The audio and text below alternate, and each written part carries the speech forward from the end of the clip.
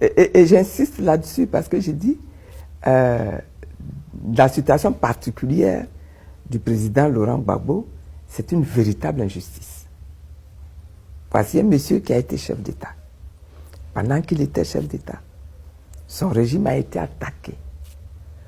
Au point que même la BCEAO, qui régit toutes les finances, n'est-ce pas, de la région, avait décidé de bloquer les fonds de la Côte d'Ivoire, de l'État ivoirien, à mesure de représailles contre le président Gbagbo.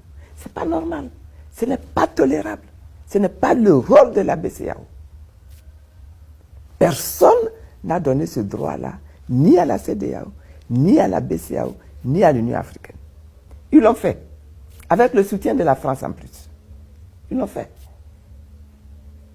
Et M. Gbagbo se lève d'autorité, il va prendre l'argent dans les caisses de la BCEAO, l'argent qui appartient à l'État ivoirien, pour venir payer les fonctionnaires ivoiriens et faire face aux besoins de l'État ivoirien.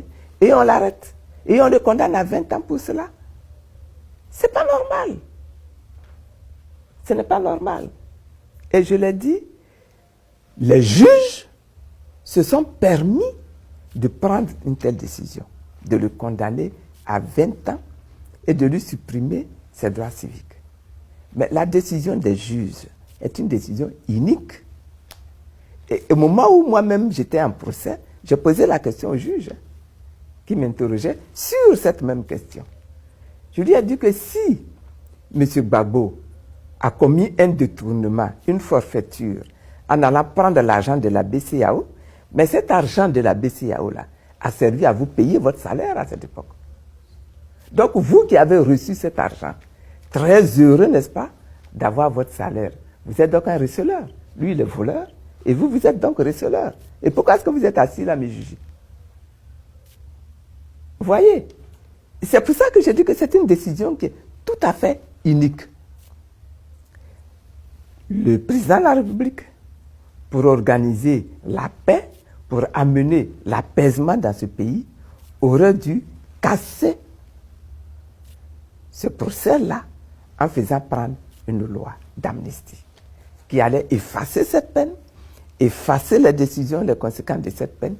Et puis M. Gbagbo se retrouvait sur la liste électorale. Et puis c'est tout.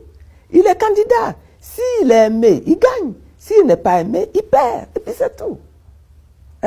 Les élections, c'est ça. Or, ils l'ont écarté d'autorité par cette décision qui n'est pas juste. Voilà son peuple qui est dans la rue.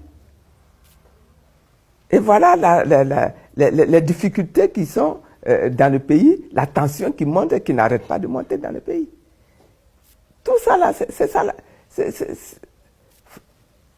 l'Afrique. C'est l'Afrique. Alors, qu'est-ce qui va se passer? Moi, je n'en sais rien. Mon souhait, c'est que ces élections se déroulent de façon paisible. Est-ce que ça va être le cas? Dieu nous le montrera. S'il y a des affrontements et que les élections ne peuvent pas s'organiser, les élections ne seront pas organisées. Mais ce serait dommage. Vous voyez? Ce serait dommage qu'on passe à côté d'une solution aussi simple de ce problème-là. Voilà.